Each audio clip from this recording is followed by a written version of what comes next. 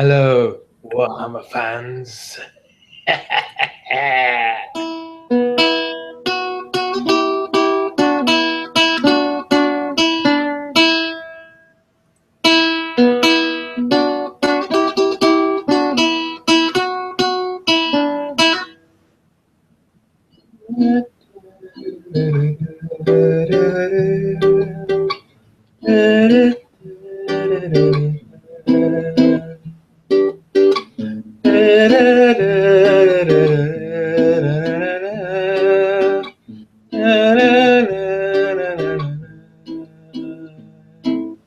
It's the Andy and Remington Steel Show on a Tuesday night. It's the Andy and Remington Steel Show for your home delight. Talking about Age of Sigmar and everything else that is cool. Talking about Warhammer Fantasy, it's easy to learn the rules. Ba ba ba ba ba da ba ba ba ba da da da da da na. Na na na na na na na na na na.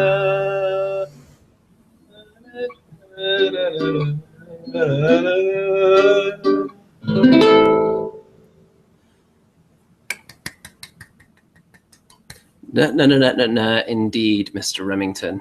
So, of course, folks, as you can tell, you've stumbled across the Andy and Rem show. You have no idea how lucky you are right now. I have literally crawled out of my Nurgle-infested deathbed for this show. I feel like I've been hit in 3 consecutive turns with a 2-up 6 mortal wound blast from a Thunder Tusk right now. So it's lucky, Mr. Remington, that you're actually not part of my war scroll. You're a separate unit, so the wounds can't spill over to you. That's not how it works. They're all focused on me. You've been sick and ill ever since my Thunder Tusk graced your table. That is true, actually. It was only after the Thunder Tusk unleashed its fury that I started to feel the effects, and it's just been downhill since.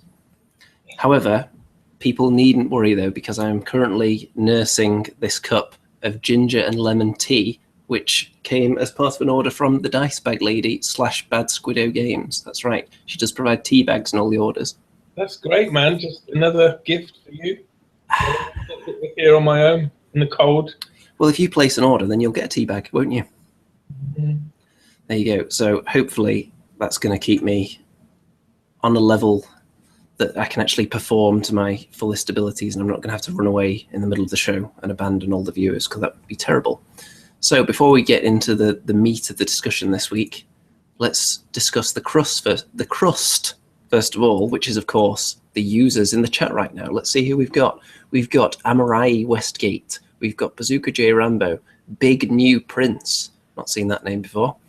Charlie Ball, Dieter, Drunken_Elf, Eric's Coins, Corn on the Cob, Luke Atkinson, Mickey Genver, Paul Conti, Rob Lloyd, Sweet, Scott R, Sebastian Blau, Stu Gibson, That Guy 513, YouTube Newbie, and just popped in right now are the Ogre Stronghold, Pirate Kai, and Graham Rigg.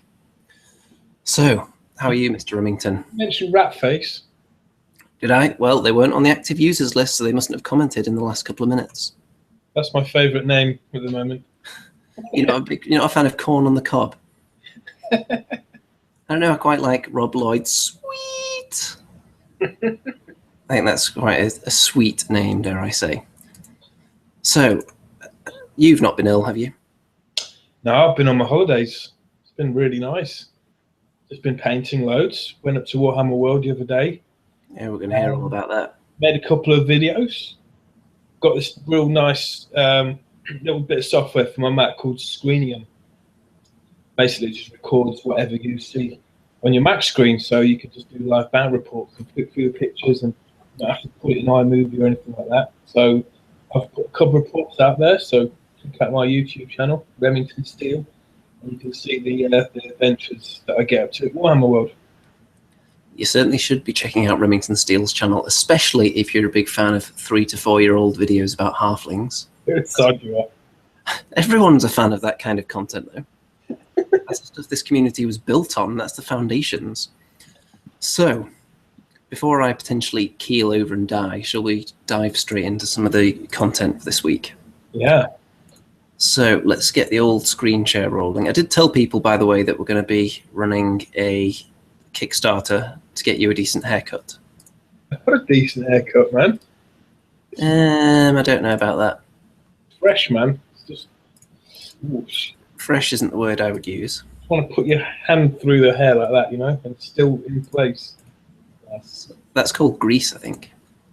We're already having requests to move this show to my channel because obviously seeing as a little bit cooler. How many requests is that exactly?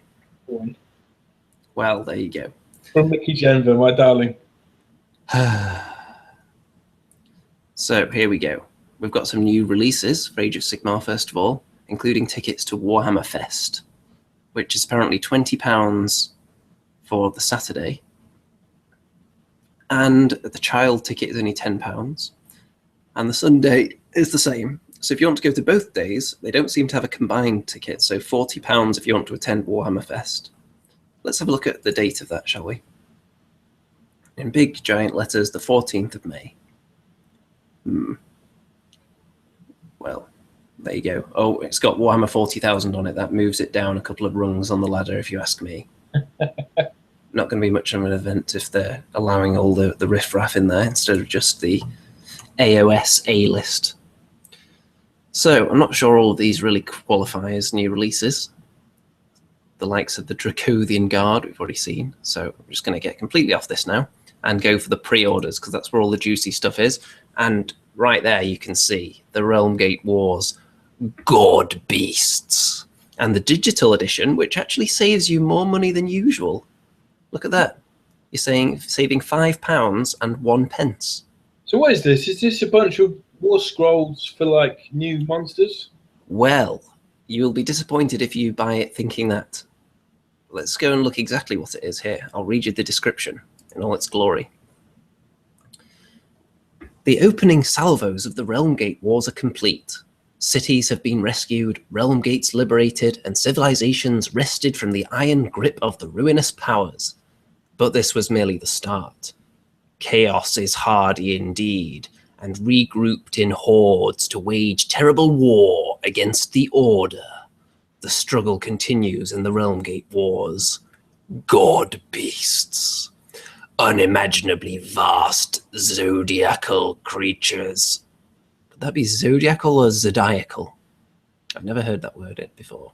Dwell within the mortal realms, and to harness their might would be to secure absolute, unmatchable supremacy. Archaon, exalted Grand Marshal of the Apocalypse, seeks to awaken and gain control over Behemat, not to be confused with Behemat, who holds the drinks of the Apocalypse. The World Titan, making him a puppet of chaos and spelling doom for all. A massive struggle for power has sparked all across the mortal realms. War is everywhere. Every army is massed and every battleground is slick with blood. Can the Stormcast Eternals and their allies turn back the hordes and ensure Behemat remains in his slumber? The Realmgate Wars Godbeasts is an incredible hardback book, an essential purchase for any and all interested in the incredible events occurring in Warhammer Age of Sigmar, continuing the story of the Mortal Realms and containing fantastic new ways to play. It features within its 288 pages. I don't think I need to read every single word, but I'll just give you the gist of it from this point. So basically there's no real beast. There's just the threat that one might get summoned and then... Yes, there is the threat of an impending beast. However, there is some new stuff in there. You get extra game effects, spells, and a new triumph table, and it actually says this is how the game is meant to be played. Oh. So if you don't buy it, you're not playing the game properly. 13 new battle plans, so those are scenarios basically, which you can play with any army. 12 War Scroll battalions. So those aren't actually War Scrolls, they're just like the special rule you have for combining certain War Scrolls together. You get a big story in there, so there'll be a lot of fluff in this book, and also a painting guide for all the factions represented in the book, which is not too appealing to me. A story of truly staggering scope. Apparently, yes. Right. So, based on the pictures we've seen, you saw the thumbnail of this episode of the show. That was a picture of one of the beasts and Archaean next to it. And Archaean is smaller than its head. So for them to release an actual model based on these things, let's stop the old screen share for a minute. That would be outrageous. Surely they can't make models that big. Even Forgeworld have never produced anything bigger than a table, as far as I'm aware, for 40k. So I can't see that becoming an actual thing. What do you think? I think maybe they could just make its head, and that's all that fits on the gaming table. You know, put its head like in a mountain or something. Its head sticking out of a cloud, maybe, and then you can just perch it on the battlefield. Yeah, it's a bit of scenery as well then. Oh, yeah, you could make a piece of terrain out of it. You're just fighting the big war on its back with its head like looking over like, huh? What I got really into at Warhammer World was the fact that the tables I was playing on were so detailed, it felt like a 3D battle. So most battles you have, they're very kind of, you're on that side, I'm on that side, and it's a level playing field, if you forgive the pun. But with the table that's got loads and loads of scenery and elevation and stuff like that, it becomes much more interesting. Although I don't think you can really have a turn limit. But if you could have more 3D-like tables, then why not have these Godbeasts? You know. Well, I think maybe the picture we've seen of the big, what looks like a dragon next to a tiny little Archaean is maybe an exaggeration, and maybe the actual monsters aren't going to be quite that big. So we are going to see them, and they could be like the size of, I don't know if you've seen in 40k, you've got like the smaller titans that you only really see in like big apocalypse games. But they're usable. You can carry them around. It's not like it's 6 foot tall or anything like that. So maybe they could actually produce some models like that. And there had been rumblings previously that large models were coming. So maybe this just confirms that. Do you think that would be a wise move? Do you think the AOS audience would be captured by really, really gigantic models? Yeah. Why not? I'm not sure, though, because if you look at 40k, I think the reason they can't sell a huge amount of Titans for that, and look at the size of the audience for 40k, it's much bigger than the Age of Sigmar audience right now. So releasing something that huge and niche in already the more niche game, maybe it's a sign that they want to make it huge and as big as 40k, and that they're really throwing all their eggs into that basket. That would be a big sign of confidence, like putting the Sigmarite warrior outside Warhammer World. Maybe this would be another big statement. By the way, for anyone wondering, I'm not 21. Not anymore, anyway. No, I don't think there's anything wrong with it, making massive models, making small models. They should have the whole range. It's for everybody. Would you buy one? No. So you think they should make them, but you would never buy one in a million years? No, I think I could probably make one out of paper mache. You would be a nightmare member of a focus group, wouldn't you? Like, what do you think of this? Yeah, I really love that. That is the most amazing product I've ever seen. Would you buy it? Nah. I'm one of them guys, right? As soon as they sort of delete all the war scrolls for certain factions, I think, oh, I better start painting them then, hadn't I? It's already too late. So I've been painting my dwarf army, but they're all from the 1980s. They all got square bases, and they all rank up really nicely. So I'm just behind the times. That's the thing with Games Workshop. You're always, you can never stay on a level because they're releasing stuff so quickly. When I was in the Warhammer World shop the other day, the Black Library shop, right? There's like 4 books that I've not even read yet. Didn't even know they're out. I'm still stuck on the Fire Slayers. It's one of those books. It's really hard to read. Can you imagine turning up for an Age of Sigmar game? You pull out your little dwarf warriors with those spears with like the swirly pattern on that you spent hours and hours and hours and months on end painting. You put down like 50 of them, and then someone just brings out this 2 foot tall monstrosity and plops it down opposite them. That wouldn't just be doing 6 mortal wounds in the first turn. That sounds more like 60 mortal wounds in the first turn, something like that. It would be changing the rules, not the game rules, just the rules of engagement, everything would change from that point on if people started bringing things like that to the table. I don't see what the difference is between one of your dwarf cannons that's like laser guided, 2 shots doing 2d6 damage, -2 rend. What's the difference between that and one and 6 wounds? No difference. You're probably more likely to do it every turn, and it doesn't diminish. So, you know, stop this paranoia. And I know you've been spreading it on the internet and all the forums and everything. Yeah, Thunder Tusks are overpowered. I'll have you know I don't post on any forums anymore. Oh, Remington beat me once. Now I'm going to be ill for 2 weeks. I think that was actually more Mr. Reef complaining about the Thunder Tusk. Did you see his video where he talked about it as well? Yeah, I thought he did. I tell you what, I gave him so much slack in that game. I could have just annihilated him first turn, but I just took pity on the beast. Came back to bite me. So, how was that playing against the old Reef Meister at Warhammer World on that amazingly 3D table, as you described it? It's really good. It's really good, really fast as well. I was good. I've played those games with you because I was a bit more familiar with the rules. So, but one thing I found with AOS, you're not constantly looking up rules and stuff. You're not constantly looking at the rule books. What you are doing is looking up special rules or just checking stats. And the flow of the game is so much quicker and more fun. It's not mentally exhausting as well. So, and what we've been doing is making a progressive scenario. So you start off with a series of objectives, but as the game goes on, if you feel like it's a bit unbalanced, slightly change the scenario. So we had these geezers that blow up and do d6 mortar wounds if you're within 6 inch.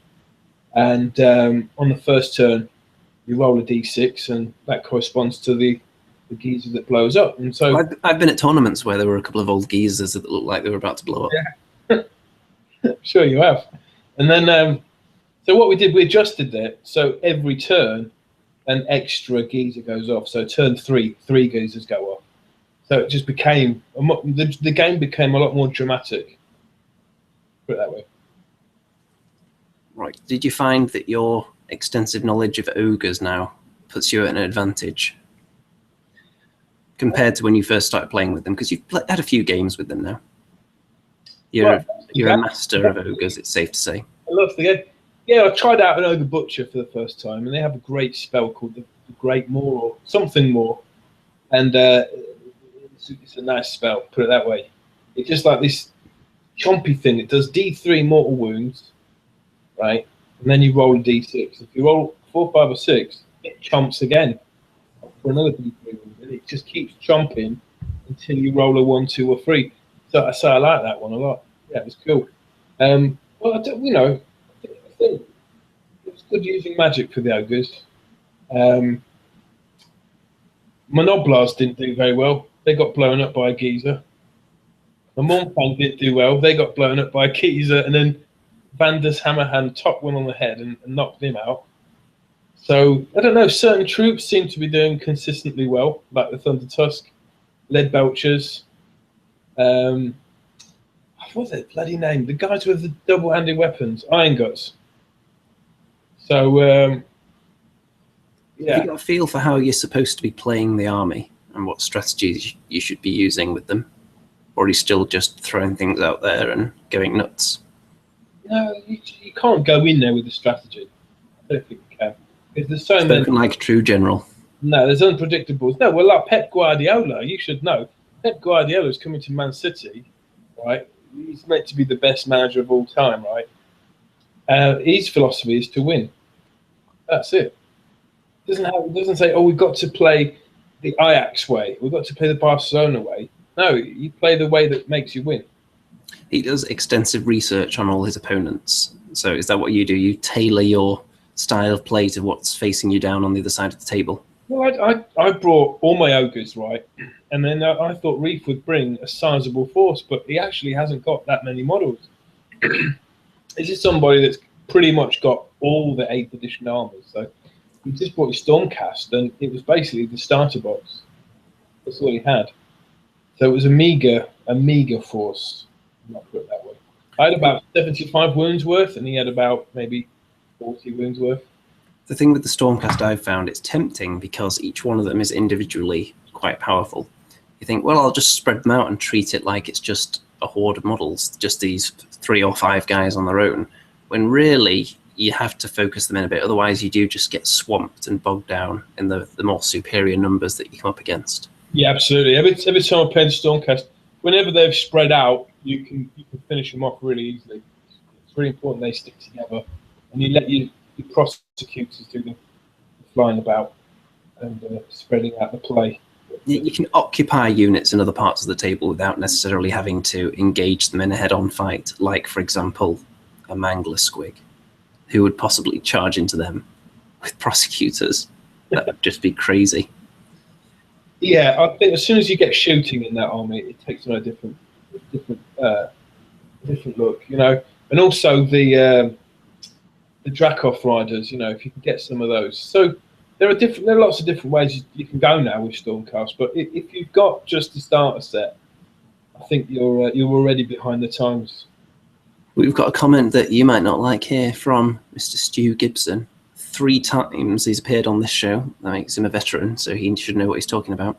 He says, you don't need to know what you're doing with ogres when you have a Thunder Tusk that burps death at anything in front of it. Winky face. Hey, Stu, listen, right? I didn't get first turn. I just laid out my models, right? And I put my Thunder Tusk at the back. Now, Reef decided to go through a realm gate and appear next to my Thunder Tusk. So 5 Liberators appeared next to it, and promptly 3 of them were taken off. You know, how is that? That's not my fault, is it? It's silliness, isn't it? Really, what he was doing was just teleporting next to it and saying, please burp on me. Really, wasn't he? It was funny because he was like talking really quickly and saying, look, this is just how I play the game. I'll just like charge everything forward. And then it was like, the first half of the game, it was like, yeah, this is just a lot of fun. And then when he realized nearly his entire army was destroyed, it suddenly became a very tactical game for him.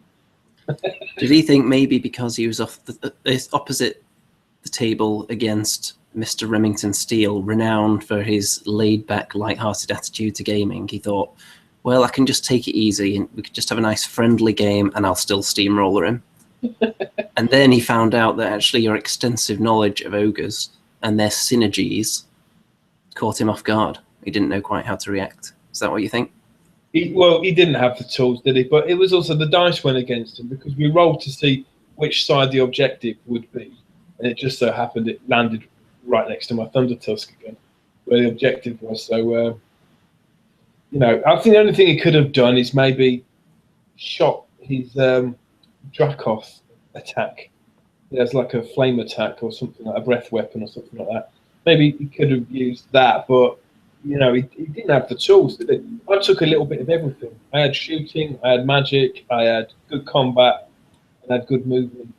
So, and I had nobles. We did have an interesting comment related to the Thunder Tusk earlier, actually. Mr. MC1 Gamer thinks that we should do a Kickstarter to get me a Star Drake to compete with it. What do you think? Bring it on. Bring it on. That's bold talk there. You talked up your Titanic Colossus for weeks on end, and that was duly dispatched by my Orc Horde. Well, I wouldn't mind seeing that against the Thunder Tusk, actually. That'd be fun. Yeah. Or maybe I'd just charge into something else and then throw things at it. That might be safer. Pick up and throw an ogre at it.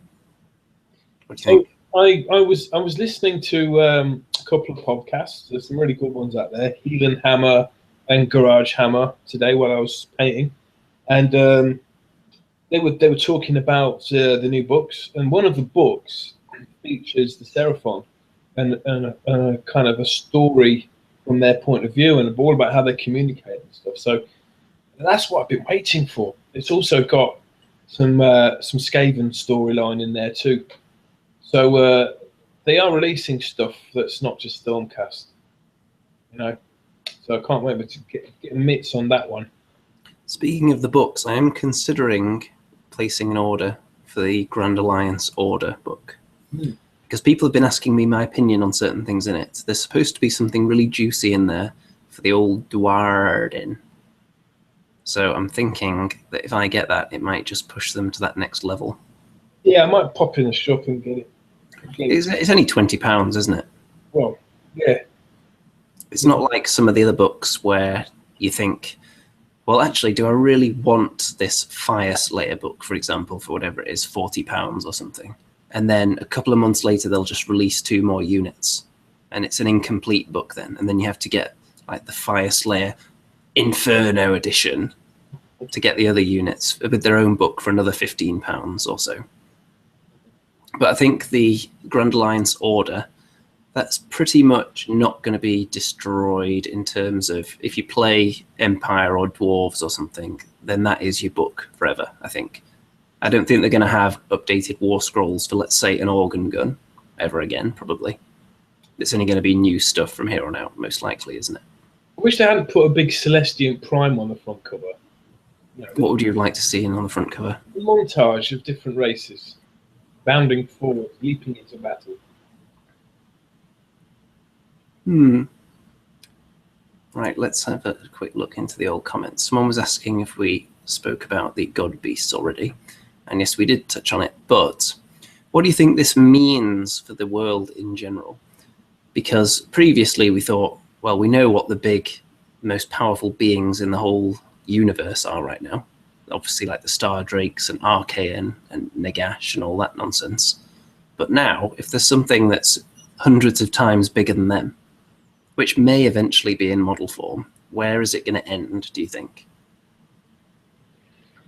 Do you think that's as big as it's going to go? There's no end. It's battles without immortal battles without an end. That's what it says on the front of the starter box, isn't it? Something like that. Very similar to what it says on the 40k box as well. Yeah, I think they should release a Sigmar model. How big? How big would you make Sigmar himself? I wouldn't make him in mortal form. I'd make him in kind of a mix between a thunderbolt and a beard. A mix between a thunderbolt and a beard. Yeah.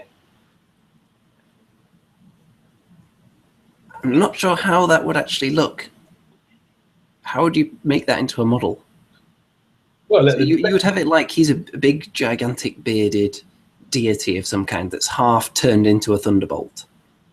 So it's like you've caught him halfway through his transformation. Yeah, take it to the think tank. I come up with the ideas, and the designers make it into reality, right?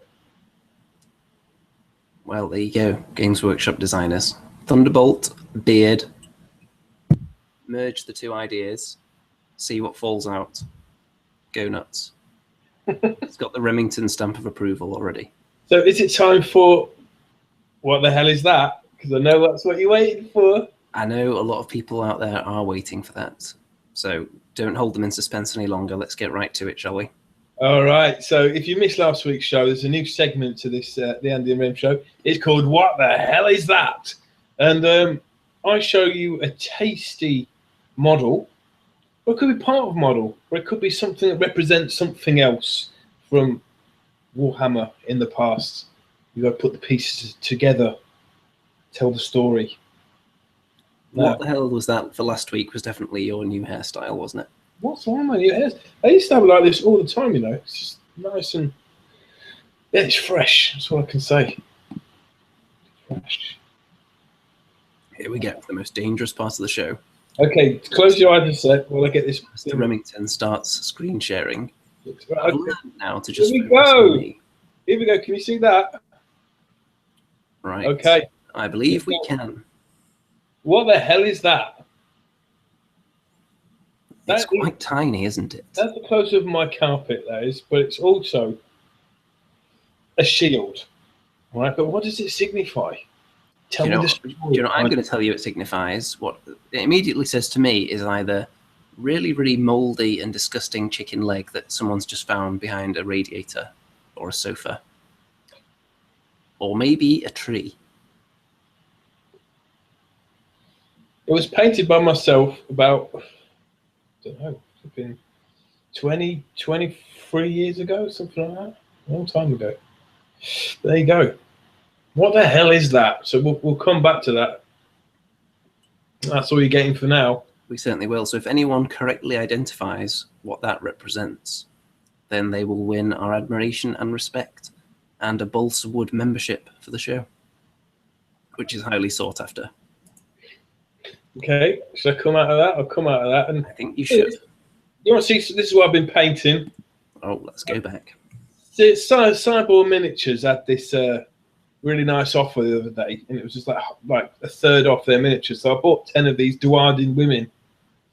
I was so excited to put them together. I didn't clean off the resin. You're supposed to wash them in warm water, aren't you? So could I be asked? No. So I started painting, and after the paint's already come off. Oh dear, oh dear. Yeah. So real nice models. And next to that is what the hell was that for last week? Except I finished it. That's a dwarf from the Gobber crew, and I've painted all those crew members now. So I'm just painting the Gobber itself. That's going to be quite fun when we get that in a game, isn't it? It's always nice to see the old classic miniatures in play. I've been thinking of painting up my third organ gun, which is the really, really, really old organ gun. So I'll have one from each generation then when that's done. Nice. I'm really looking forward to facing 3 organ guns at once, by the way. Jeez. Put them against my Thunder Tusk. I'll take off one each turn. Great. Yeah. But look at the character on that dwarf's face. You don't get that character. In fact, you don't even see dwarf faces anymore, do you? They're covered in armor and helmets and that. But yeah, I do miss that. The caricatures, the old miniatures. Yeah, the cyborg female dwarves are really nice. And how many different unique poses do they have? Oh, about 5 or 6. Pretty cool. Some of them are they ripe for conversion possibilities as well? No, I'd like them as they are. I really do. The shields are awesome as well. I don't know what I'm going to use them for. Maybe dwarf warriors or dwarven, it can be like the elite women. Their armor looks quite ornate and beefy. You could possibly even pass them for iron breakers, maybe. Iron breakers or hammerers? Yeah, that's a good idea. Iron breakers, because I don't have any of those. But I'm on that conundrum now where 95% of my dwarf army is on square bases. So do I start putting the new ones on rounds, or do I just make it all square? What do I? You know, it'd be really interesting actually if you use them as the kind of female equivalent of Longbeards. So it would be the dwarven women that have just grown their hair exceptionally long, because it does look quite lengthy. Yeah. So what else have I got? Oh, this is working for different pictures. My camera got all fuzzy. This is really nice. So I'm looking on the Age of Sigmar Facebook page, right? And it's a Depticon right now, if you didn't know. And that's a big, it's a big sort of a games convention, right? It is. They have tournaments for all the different games out there, pretty much all the big ones. He took some pictures of some of the armies, Age of Sigmar armies, and it's incredible how quickly some armies have been turned out already. This is a phenomenal army. It's like a samurai ogre army. They're riding on the kind of Chinese-style dragons, aren't they? Well, they're actually Japanese ones. You often see those on tattoos. They're Japanese dragons from feudal, medieval Japanese art. But these are phenomenal. Not just that, but the bases are done. Got a few more to show you here. Some what's it called? Iron breakers? No. Big one, big double-handed weapon ogres. Iron guts. Iron guts. Why do you always forget the name of that unit? Oh, it's just, I don't know, man. It's weird. It just doesn't stick in your head for some reason. Iron guts, iron guts, iron guts, iron guts. You can see the iron guts have chopped some of the bamboo in half. The iron guts. Yeah, some more pictures. A little bit blurry. In the middle there, you've got some kind of, I don't know if that's a gorger or a tyrant. Yeah, that is quite impressive, isn't it? It is. It's hard to see exactly what's going on because the camera's not exactly focused on it. They're called the Stormcast Samurai. So it's ogres and Stormcast Eternal. And the Stormcaster are like red samurai warriors. Yeah, you can see him there on the left, can't you? See a mage there. It's an old Empire wizard, isn't it? Kind of cool. And they've got some different armies there. It's some Games Workshop trees made as bases for Vargheists. They're kind of camouflaged there. Look really cool. Yeah, the Vargheists look very nice. Are all the trees, they don't look all painted, do they? They don't, do they? Yeah. The Vargheists are nice, though. Yeah.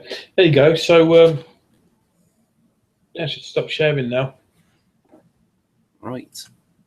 So if anyone in the audience was an attendee of Adepticon, then let us know how the Age of Sigmar scene was there, because obviously changing from Warhammer Fantasy to Age of Sigmar, you would think that would greatly affect the tournament scene, especially the nature of the game being nowhere near as competitive based as its predecessor. You would think that would have some kind of knock-on effect. So if anyone has any idea for the numbers for that tournament, or what kind of armies people were bringing, or what kind of comp system they were using, then let us know. That would be very interesting to know. Well, I've made it 40 minutes in and I haven't died yet. I'm quite impressed. YouTube newbie says, Rem, always with the women. Well, it's not actually true. There's only 10 female dwarves in my whole army. Which is more than most people have in their armies. Yeah. Definitely. Cyborg miniatures, definitely worth looking at. They have some very nice dwarves in general. Let's see. YouTube newbie says Wood Elf broccoli. There's a lot of broccoli comments, which is a bit weird because I had some half-eaten broccoli and I put the rest in the bin because it stunk my fridge out so bad. And then it put it in a plastic bag and then forgot about it for a couple of days. That stunk my room out. And you wanted to commemorate that moment with shield designs. Maybe it was a subconscious thing. Beware the broccoli, guys. In fact, no one's commented on the shield yet. Well, to be fair, you did get the vomiting trolls to commemorate an incident of you actually being vomited on. So you seem to take these really terrible experiences and put them down onto the table to share with everybody. Well, yeah, I think Warhammer your hobby should reflect parts of your life, shouldn't they? Parts of your private life, maybe. Makes it more special. Yes, let's go with that. Shall I go with the answer now? Because no one's got it right yet. Well, we'll give them a couple more minutes. So anyone who hasn't guessed and isn't in with a chance of winning that wonderful prize of our admiration and respect and the Bolsterwood membership for the show, then you should guess what that represents right now. No more broccoli guesses. And while people are guessing that, we're going to go on over yet again to the Forgeworld Monstrous Arcanum and continue to look at a few of the monsters from there today. So I believe last week we finished off with the Fimir Warriors. So I think we'll be able to get to the Squid Gobber this week. That's the one you want to get to. I think we've got about 4 to go. So the Incarnate Elemental of Beasts. So 14 wounds, so about giant-sized. Savage Talons, which is quite a lot of attacks until he starts taking damage. So it's 3d6 to start with, and then when he's getting close to death, it drops down to d6. 3+, 4+, -1 rend, 1 damage on those, so that's all right. Impaling Horn, which is 4 attacks. 4+, 3+, -2 rend and d3 damage. So that's the juicy attack right there. 10-inch move, and its save also diminishes, which is interesting.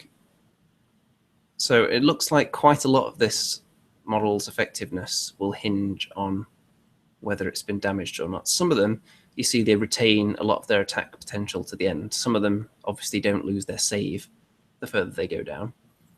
But I think this one looks like it gets affected quite badly by taking damage, in my opinion at least. So let's have a look at its special abilities, shall we? Because all this stuff has something going for it, apart from the Squid Gobber, but we'll get to that. So Howl of the Great Beast.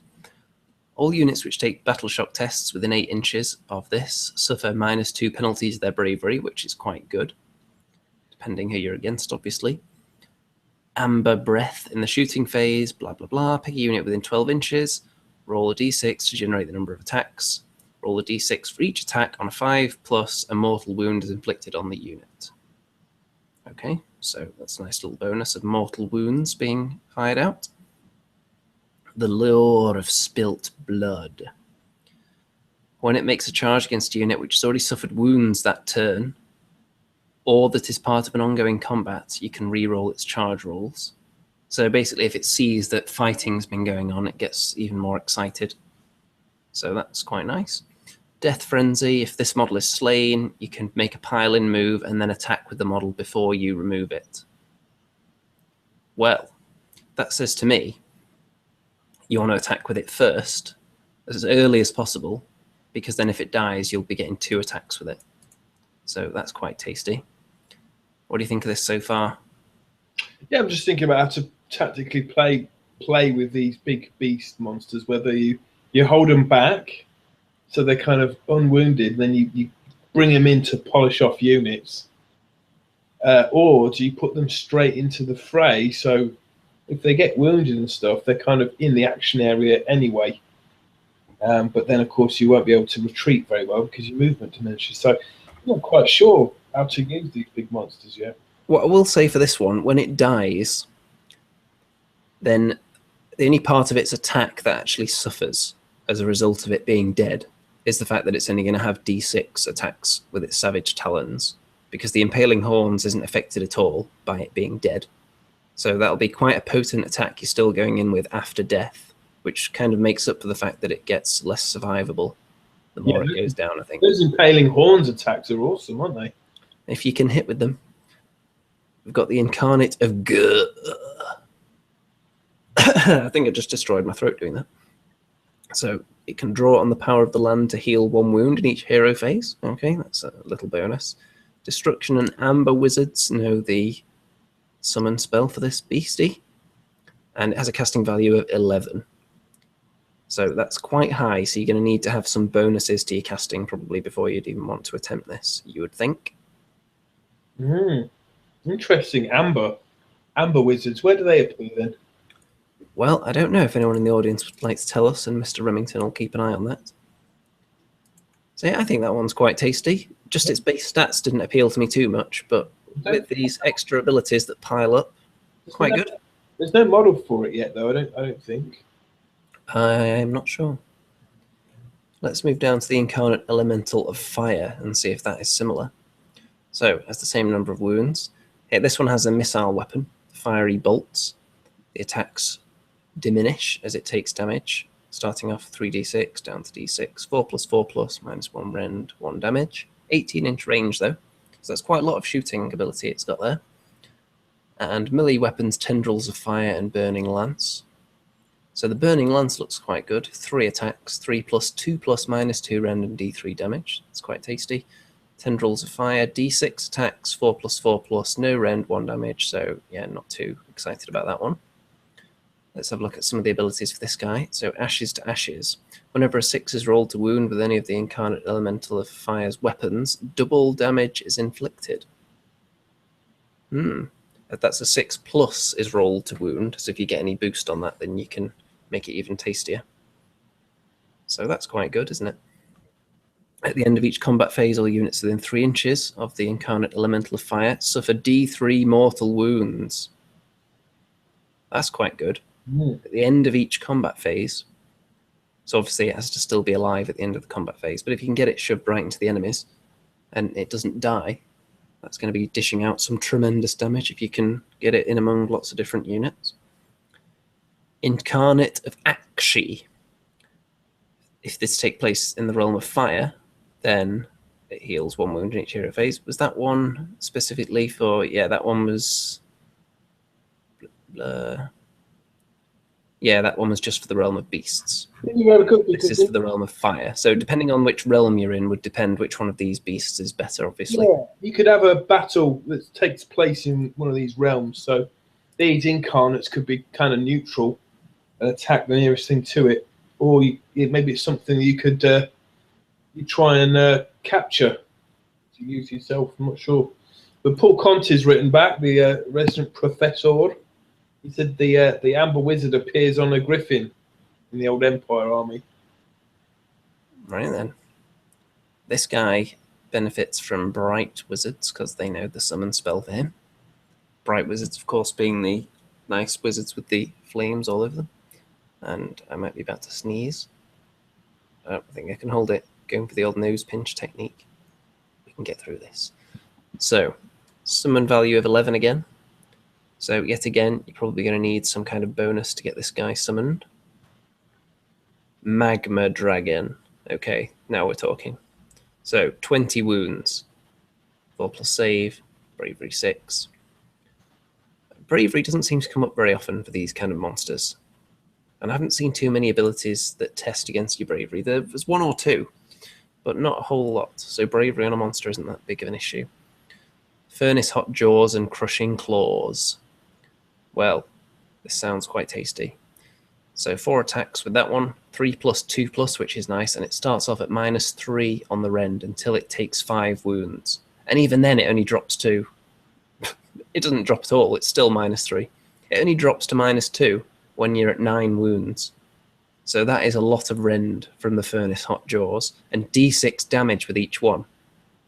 That's mental. I've never seen so many wounds on a monster. That is tremendous. Maybe you could put a Fire Slayer on top of it. I think I'd prefer... Yeah, if I saw that model in the Forgeworld shop, I think it's an amazing model. Probably better than the Fire Slayer's Magma Droth, anyway. Magma Crushing Droth. Claws. Well, you start off with 8 attacks with it. 4 plus 3 plus -1 rend 2 damage, so it's pretty good. And having a steady number of attacks makes it a bit easier to predict than the usual stuff, which is d6 or 3d6 attacks. So just a solid number that you can count on each time. Yeah. Obviously, the less dice rolls you have to do, the less chance of failure, as you find out with the Thunder Tusk, having just that 1 dice roll at the beginning of the game. Quite tasty.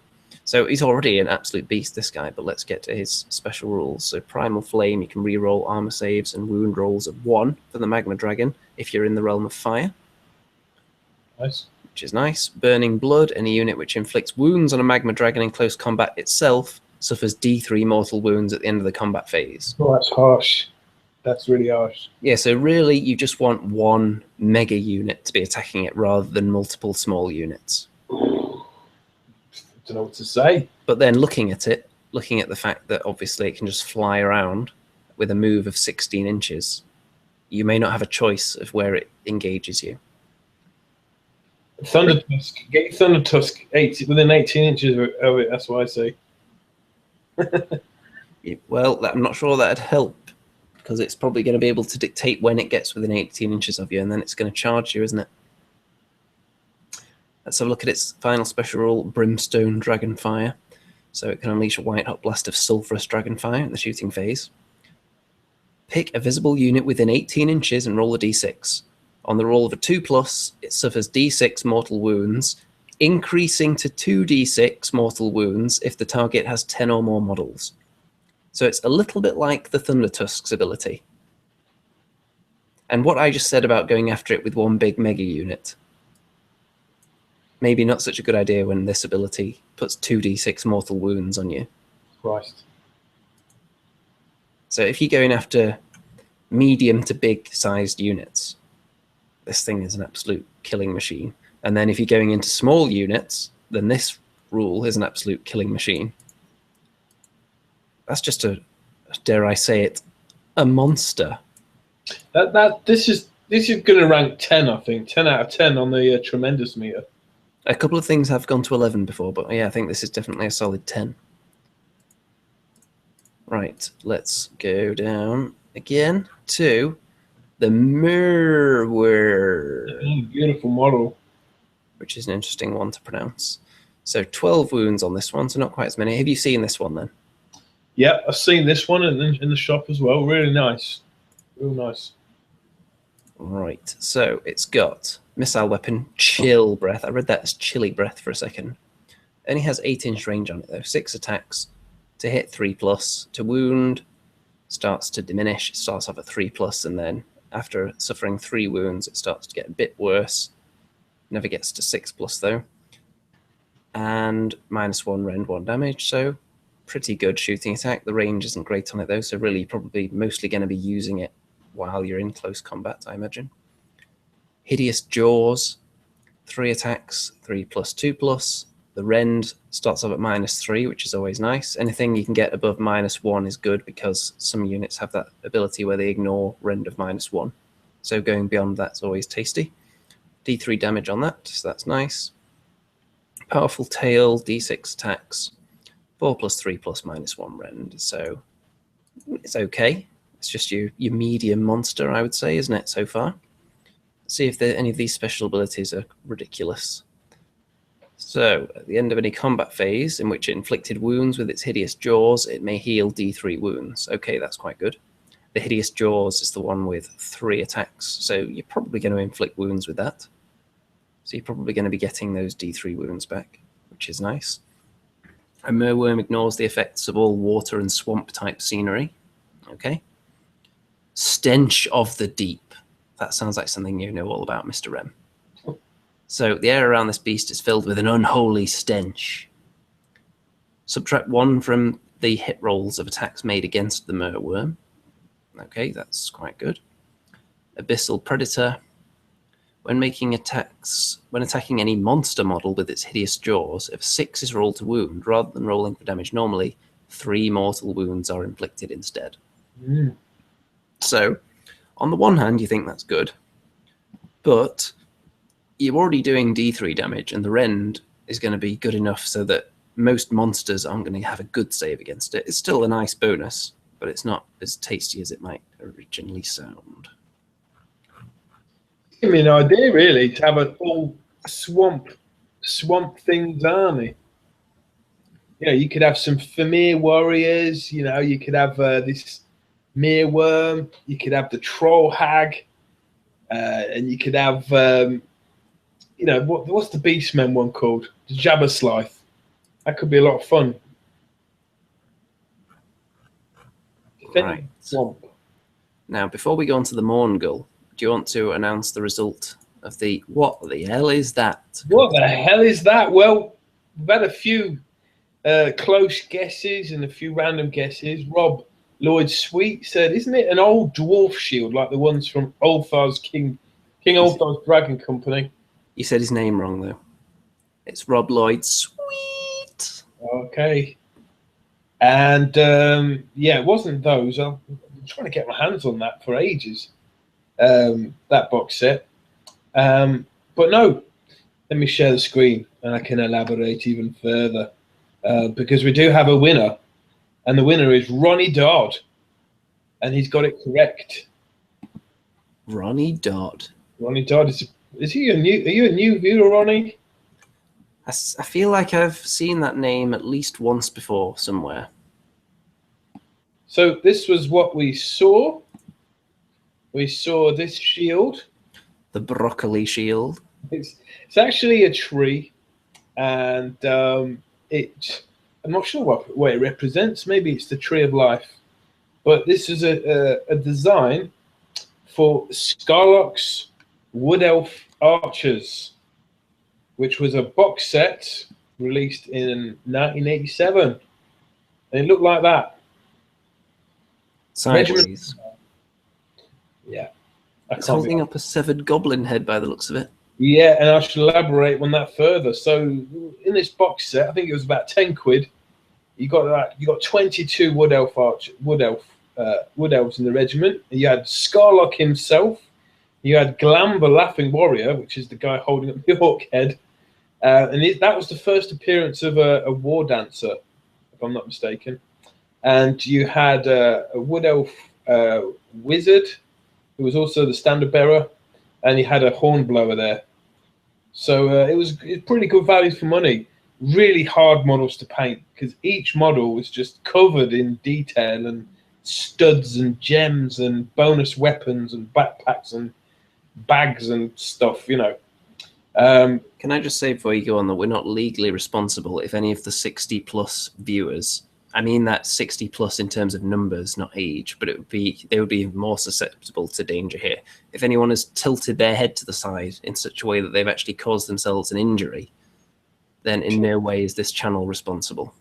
There you go. I've ended up getting 2 lots of these guys. We're bloody hard to paint these. I've done about 3 different designs on them. So next week I'll show you what I've done with them in the past. Kind of gave up halfway through, but that's the regiment. And with these box sets, you've got a fantastic story on the back, which I'll read for you very quickly. The sun had barely risen as the group of elves made their way through the forest.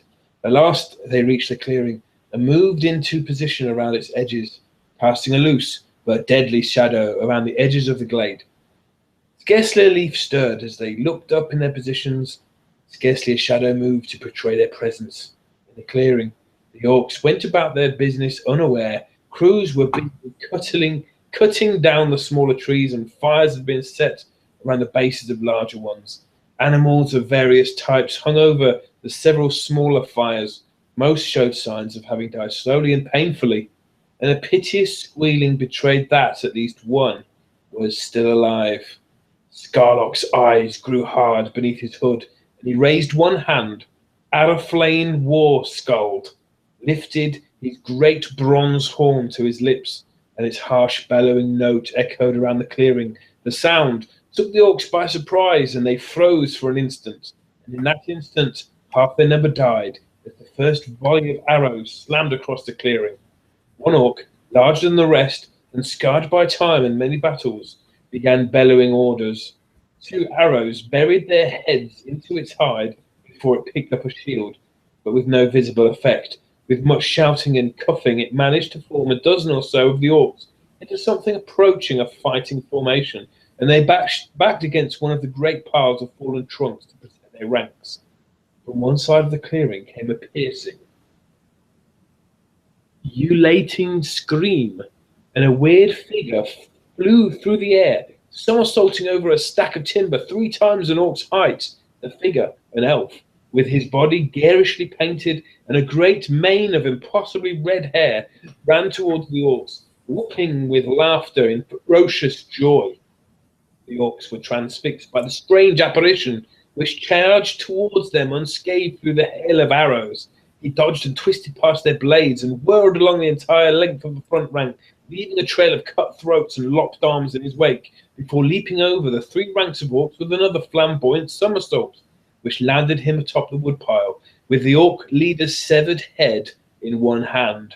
As the war dancer brandished his head, the rest of the elves broke cover. Scarlock with his bow on his back, brandishing his great rune sword, Araflame with his horn bellowing over the confusion, Kaya Stormwitch with the group standard held high and lightning crackling from the blue-silver blade of her flame, and elves all around charging into clearing with swords drawn. So I could go on. I was enjoying that. But there you go. I remember standing in the shop and reading the back of these Regiments of Renown box sets and just getting really into it. Now, here's my Scarlock model. By the way, the view account actually went up. Yep. Down. There you go. They must find my voice a little bit more soothing than the Witchfinder Generals. Is all I can say. So yeah, that's my Scarlock. I think it's the second time I've painted him. So yeah, well done, Ronnie. It was Scarlock's Wood Elf Archers. Well done indeed. Why can I hear myself? Oh no, I can't anymore. That's strange. Your computer works in mysterious ways, Mr. Remington. So well done to Mr. Ronnie Dodd. The Balsa Wood membership is winging its way to you. And by that I mean you're going to have to imagine that it's winging its way to you. Unlike, of course, all our patrons who have the snack trolley that works its way around the world during the show, although it does actually start in Antarctica. And then as soon as the show is over, it ceases. And it's only just, it's a little old lady pushing it. So if it doesn't actually reach any of our patrons during the show, then what are we to do, really? It's beyond our control at that stage, isn't it? So, before we start wrapping up, let's get back to that Mourngul, because I think we're going to get to that Squid Gobber any second. So here we go with the Mourngul first. Nightmarish claws and fangs this guy's got. Only 10 wounds. 3+ save though, so That's not to be sniffed at. The number of attacks diminishes, but again, it's not random, so that's nice. You can rely on it. 3+3+, -2 Ren, 2 damage, so it's just a nice, solid, beefy all-round attack it's got there with a 2-inch range. Just one attack. But then it does have a big pile of special rules, obviously. It can fly, but only 12 inches, though. Haunter of the Dark. So, ignore weapons' rend characteristics when making save rolls, so it always has a 3+ save. Also, if it takes mortal wounds, then it has a 4+ save against that as well. So only having 10 wounds, you can immediately see how it makes up for that with its tremendous saves against all forms of wound.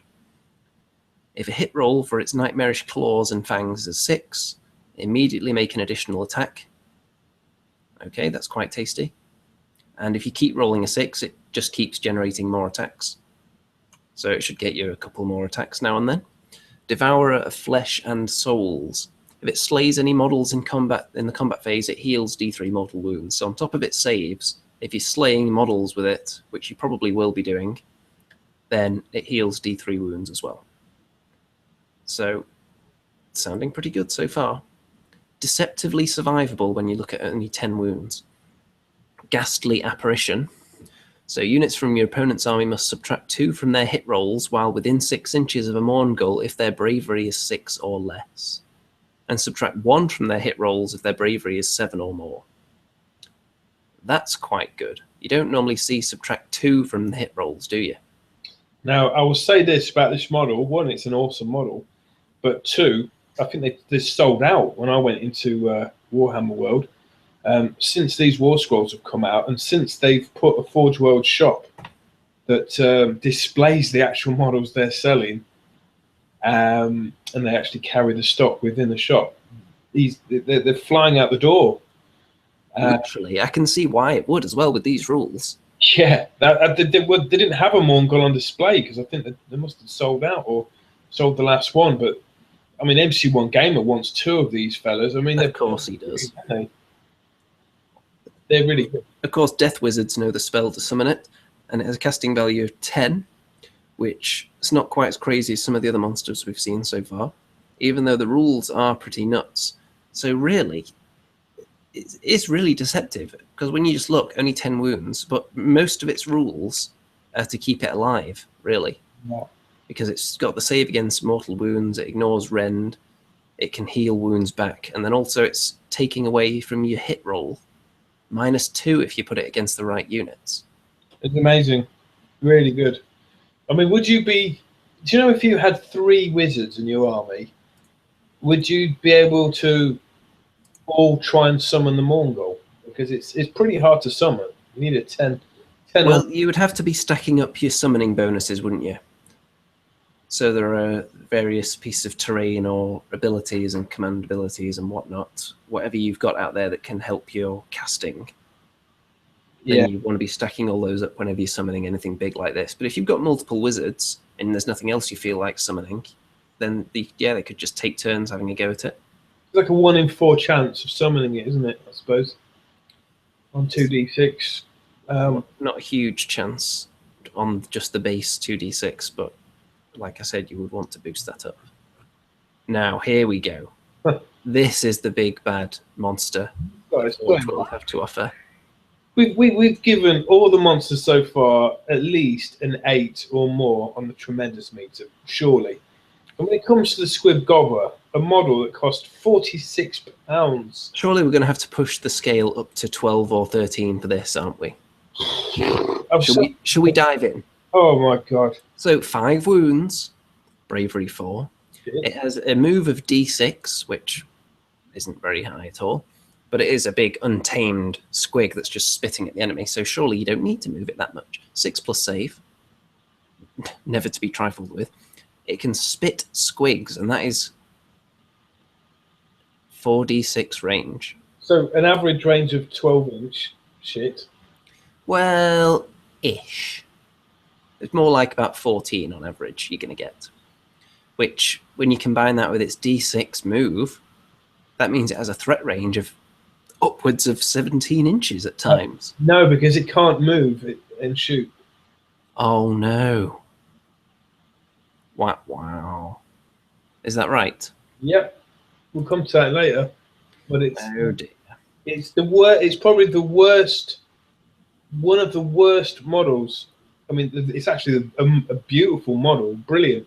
It's actually rules-wise, it's the worst model in the whole army. Hey, come on now, we haven't finished yet. Let's look at this. So D3 attacks, and they hit on a 5+. Awful. So if you get the maximum number of attacks rolled, you would expect to then hit with one of them. And then half of it would wound. So on average, you're looking at 0 hits per turn. And then if you get one through, there's no rend on it at all. So, you know. But it does D3 damage. So on average, if you average it all out, you're probably looking at about 1 wound per turn it can put out.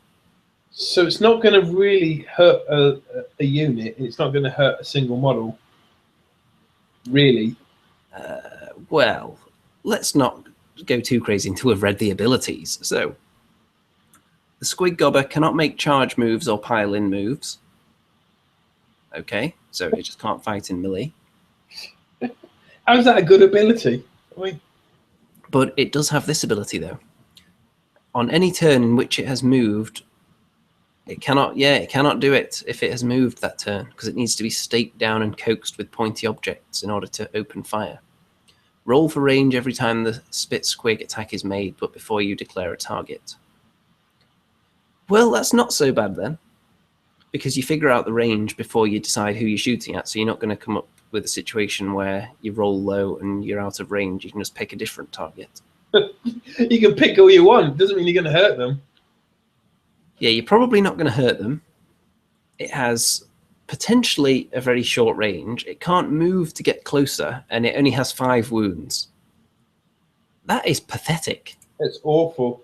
I mean, that, you know, it's if you got the starter box set, right, which is what, 60 quid, isn't it? 60 quid, and you're getting how many models in that? Loads.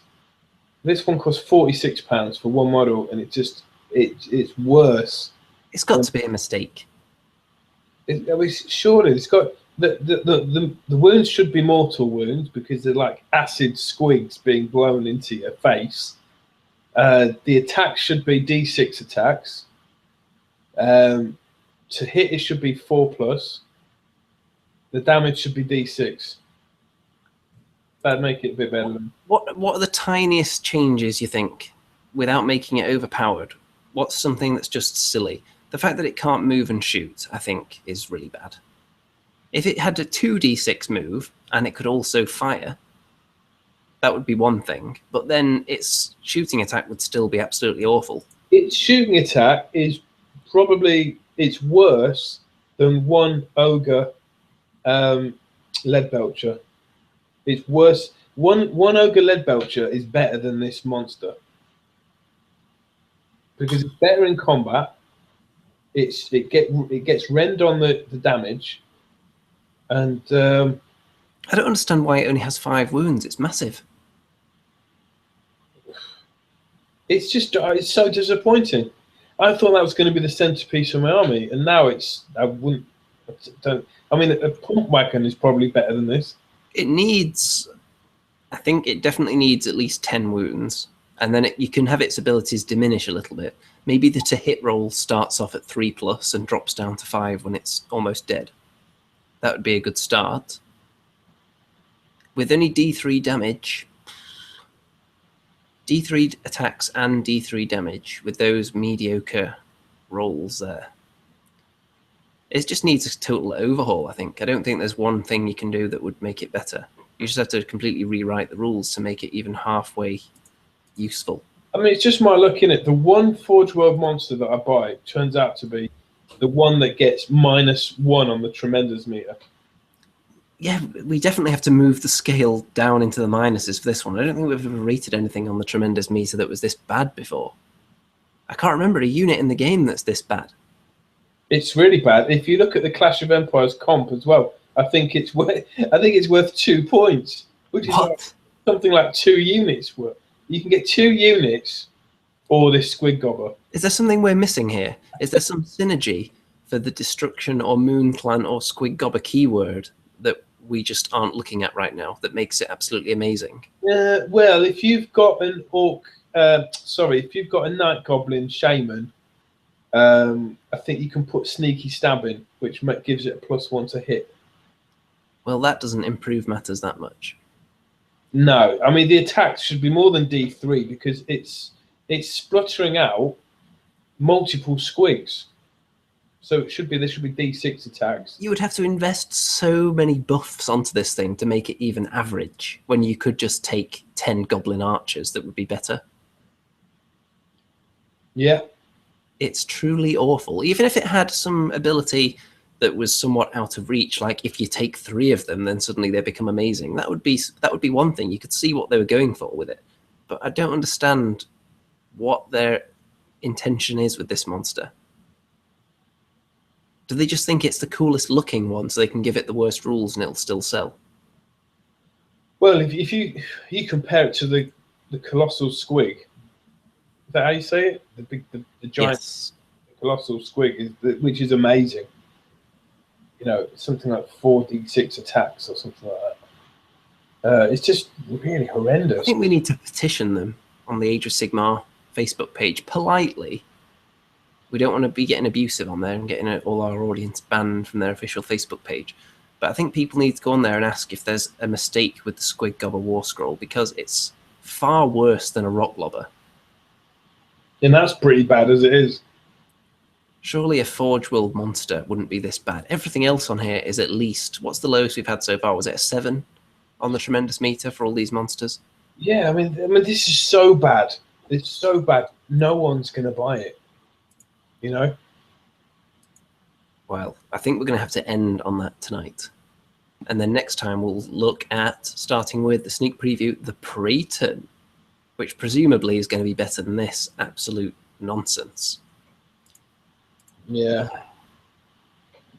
Well. So, I don't know if you know, but the Ogre Stronghold has been commenting. And I'm sure, you know, he's going to be defending the honor of the Thunder Tusk at some point. Yeah, the Ogre Stronghold, actually, that YouTube channel is an idea I can get behind, where they just feature pretty much every Ogre video that's out there, don't they? I love.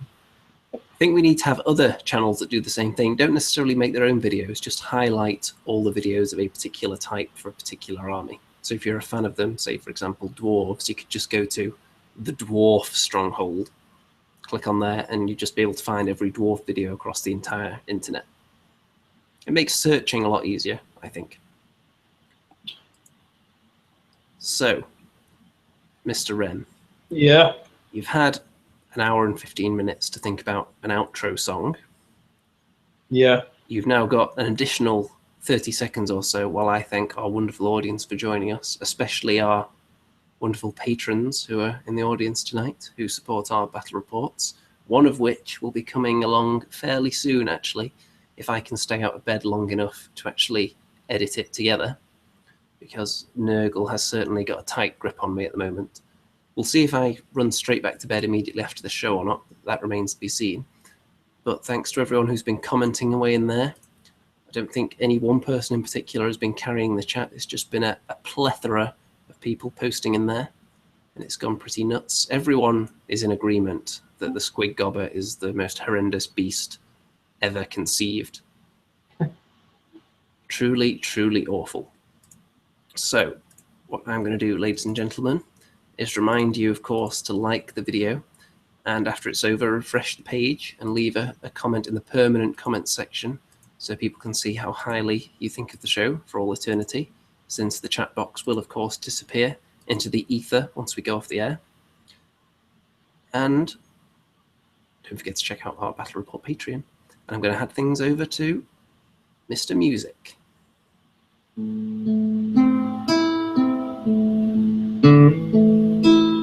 They're writing the rules for Godbeasts, and every monster can see. But then they wrote the Squid Gobber rules, and it made Remington want to leave the hobby. Such a beautiful model with wonderful fluff in tow. Such a beautiful model. It makes you want to throw up, literally. They're writing the rules for Godbeasts. Every large monster under the sun. But when it comes to the Squid Gobber, something wrong was done. Well, it should be pretty good. After all, I painted it orange, just like Andy's top. Just like Andy's top.